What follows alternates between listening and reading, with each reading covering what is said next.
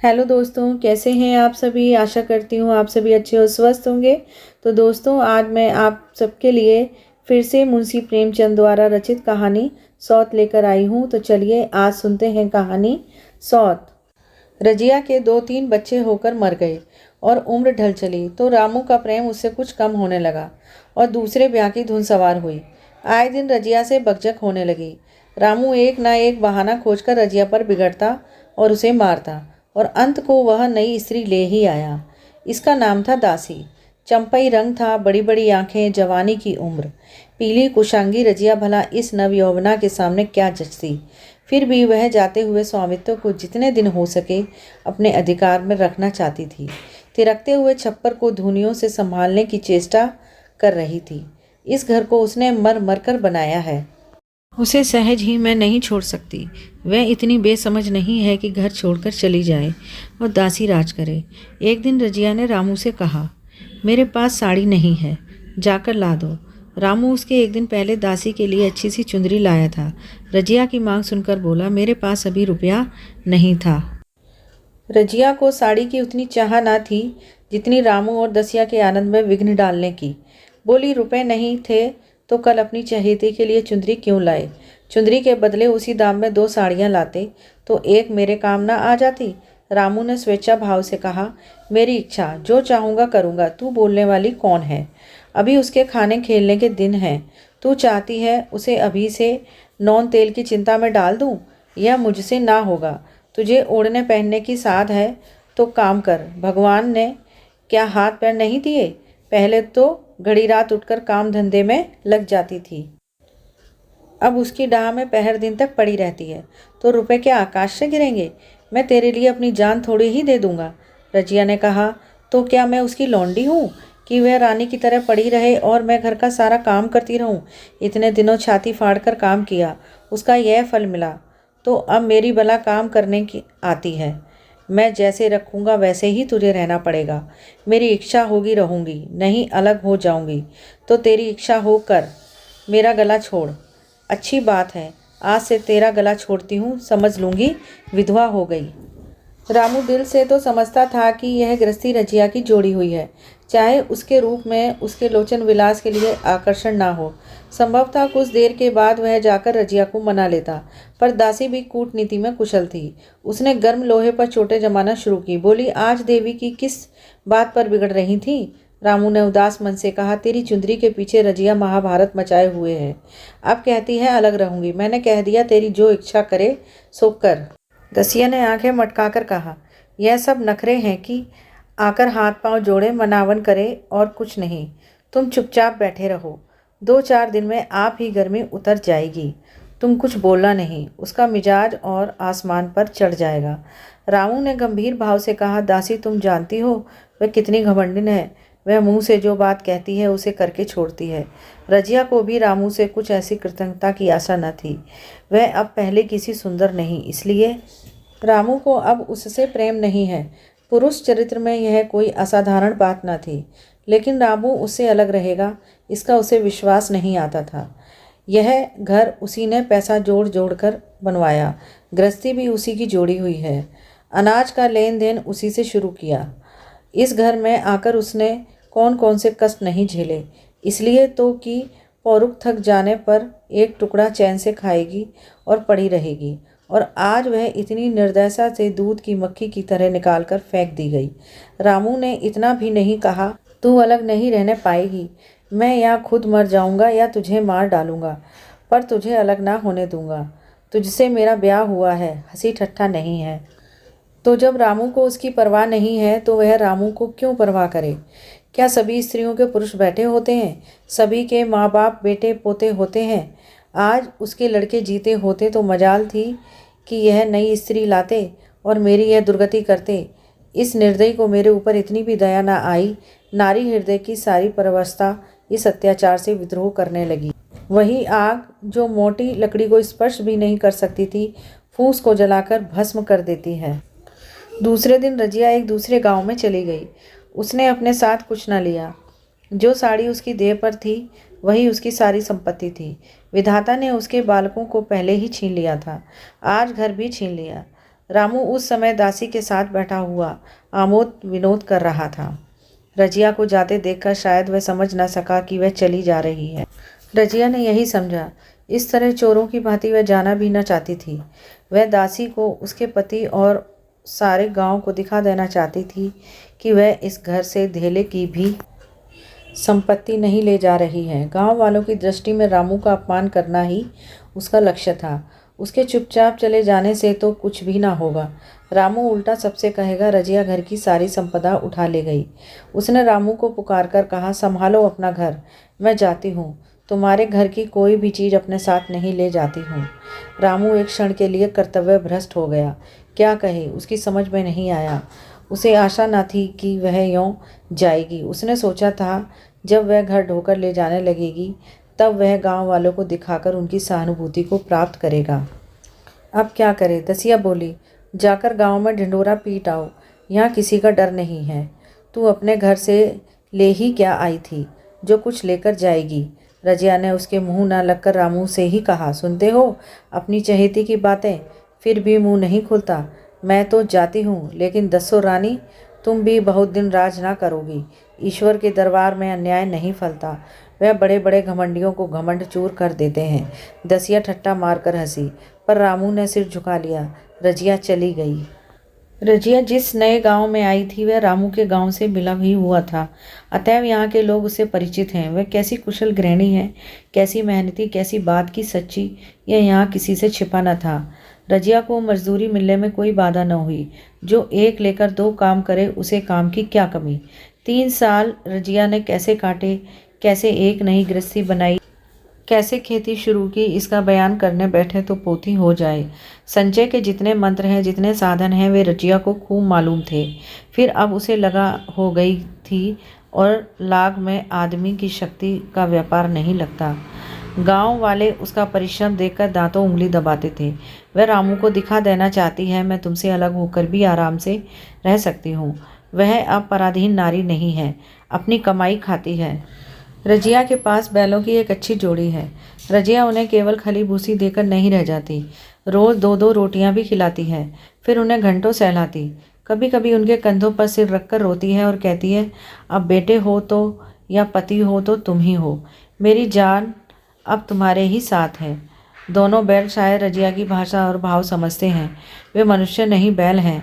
दोनों सिर नीचा करके रजिया का हाथ चाटकर उसे आश्वासन देते हैं। वे उसे देखते ही कितने प्रेम से उसकी ओर ताकने लगते हैं, कितने हर्ष से कंधा झुकाकर उस पर जुआ रखवाते हैं और कैसा जी तोड़ काम करते हैं। यह वे लोग समझ सकते हैं जिन्होंने बैलों की सेवा की है और उनके हृदय को अपनाया है। रजिया इस गांव की चौधराइन है। उसकी बुद्धि, जो पहले नित्य आधार खोजती रहती थी और स्वच्छंद रूप से अपना विकास न कर सकती थी, अब छाया से निकलकर प्रौढ़ और उन्नत हो गई है। एक दिन रजिया घर लौटी तो एक आदमी ने कहा, तुमने नहीं सुना चौधराइन, रामू तो बहुत बीमार है, सुना 10 लंघन हो गए हैं। रजिया ने उदासीनता से कहा, जूड़ी है क्या? जूड़ी नहीं, कोई दूसरा रोग है। बाहर खाट पर पड़ा था। मैंने पूछा, कैसा जी है रामू? तो रोने लगा। बुरा हाल है, घर में एक पैसा भी नहीं कि दवा दारू करे। दसिया के एक लड़का हुआ है, वह तो पहले भी काम धंधा ना करती थी और अब तो लड़कौरी है, कैसे काम करने आया। सारी मार रामू के सिर जाती है। फिर गहने चाहिए, नई दुल्हनियों कैसे रहे। रजिया ने घर में जाते हुए कहा, जो जैसा करेगा आप भोगेगा, लेकिन अंदर उसका भी जी ना लगा। वह एक क्षण में फिर बाहर आई। शायद उस आदमी से कुछ पूछना चाहती थी और इस अंदाज में पूछना चाहती थी मानो उसे कुछ परवाह नहीं है। जाकर देखा, वह कहीं ना मिला। तब रजिया द्वार के चौखट पर बैठ गई। इसे वे शब्द याद आए जो उसने 3 साल पहले रामू के घर से चलते समय कहे थे। उस वक्त जलन में उसने वह शाप दिया था। अब वह जलन न थी। समय ने उसे बहुत कुछ शांत कर दिया था। रामू और दासी की हीनावस्था अब ईर्ष्या के योग्य नहीं, दया के योग्य थी। उसने सोचा, रामू को 10 लंघन हो गए हैं तो अवश्य ही उसकी दशा अच्छी ना होगी। कुछ ऐसा मोटा ताजा तो पहले भी न था। 10 लंघन ने तो बिल्कुल ही घुला डाला होगा। फिर इधर खेती बाड़ी में भी टोटा ही रहा। खाने पीने को भी ठीक ठाक न मिला होगा। पड़ोसी की एक स्त्री ने आग लेने के बहाने आकर पूछा, सुना रामू बहुत बीमार है। जो जैसी करेगा वैसा पाएगा। तुम्हें इतनी बेदर्दी से निकाला कि कोई अपने बैरी को भी ना निकालेगा। रजिया ने टोका। नहीं दीदी, ऐसी बात ना थी। वे तो बेचारे कुछ बोले ही नहीं। मैं चली तो सिर झुका लिया। दसिया के कहने में आकर वे चाहे जो कुछ कर बैठे हों। यूँ मुझे कभी कुछ नहीं कहा। किसी की बुराई क्यों करूं? फिर कौन मर्द ऐसा है जो औरतों के बस में नहीं हो जाता? दसिया के कारण उनकी यह दशा हुई है। पड़ोसिन ने आंख ना मांग मुंह फेर कर चली गई। रजिया ने कलसा और रस्सी उठाई और कुएं पर पानी खींचने गई। बैलों को सानी पानी देने की बेला आ गई थी, पर उसकी आंखें उस रास्ते की ओर लगी हुई थी जो मलसी रामू का गांव को जाता था। कोई उसे बुलाने अवश्य आ रहा होगा। नहीं, बिना बुलाए वह कैसे जा सकती है? लोग कहेंगे आखिर दौड़ी आई ना, मगर रामू तो अचेत पड़ा होगा। 10 लंगन थोड़े नहीं होते। उसकी देह में था ही क्या? फिर उसे कौन बुलाएगा? दसिया को क्या गरज पड़ी है? कोई दूसरा घर कर लेगी। जवान है, 100 ग्राहक निकल आवेंगे। अच्छा, वह आ तो रहा है। कुछ घबराया सा जान पड़ता है। कौन आदमी है? इसे तो कभी मलसी में नहीं देखा, मगर उस वक्त से मलसी कभी न गई भी तो नहीं। 2-4 नए आदमी आकर बसे ही होंगे। बटोही चुपचाप कुएं के पास से निकला। रजिया ने कलसा जगत पर रख दिया और उसके पास जाकर बोली, रामू महतो ने भेजा है तुम्हें? अच्छा तो चलो घर, मैं तुम्हारे साथ चलती हूँ। नहीं, अभी मुझे कुछ देर है। बैलों को सानी पानी देना है, दिया बत्ती करनी है। तुम्हें रुपए दे दूँ, जाकर दसिया को दे देना। कह देना कोई काम हो तो बुला भेजे। बटोही रामू को क्या जाने, किसी दूसरे गांव का रहने वाला था। पहले तो चकराया, फिर समझ गया। चुपके से रजिया के साथ चला गया और रुपए लेकर लंबा हुआ। चलते चलते रजिया ने पूछा, अब क्या हाल है उनका? बटोही ने अटकल से कहा, अब तो कुछ संभल रहे हैं। दसिया बहुत रो धो तो नहीं रही है? रोती तो नहीं थी, वह क्यों रोएगी? मालूम होगा पीछे। बटोही चला गया तो रजिया ने बैलों को सानी पानी किया, पर मन रामू की ओर ही लगा हुआ था। स्नेह स्मृतियाँ छोटी छोटी तारिकाओं की भांति मन में उदित होती जाती थीं। एक बार जब वह बीमार पड़ी थी, वह बात याद आई। 10 साल हो गए। वह कैसे रात दिन उसके सिरहाने बैठा रहता था। खाना पीना तक भूल गया था। उसके मन में आया, क्यों ना चलकर देख ही आवे। कोई क्या कहेगा?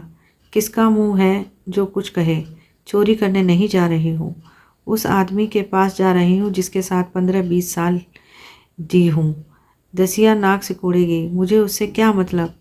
रजिया ने किवाड़ बंद किए, घर मजूर को सहेजा और रामू को देखने चली, कांपती झिझकती, क्षमादान लिए हुए। रामू को थोड़े ही दिनों में मालूम हो गया था कि उसके घर की आत्मा निकल गई, और वह चाहे कितना जोर करे, कितना ही सिर खपाए, उसमें स्फूर्ति नहीं आती। दासी सुंदरी थी, शौकीन थी और फुहड़ थी। जब पहला नशा उतरा तो ठाएं ठाएं शुरू हुई। खेती की उपज कम होने लगी, और जो होती भी थी वह ऊट पटांग खर्च होती थी। ऋण लेना पड़ता था। इसी चिंता और शोक में उसका स्वास्थ्य बिगड़ने लगा। शुरू में कुछ परवाह ना की, परवाह करके ही क्या करता।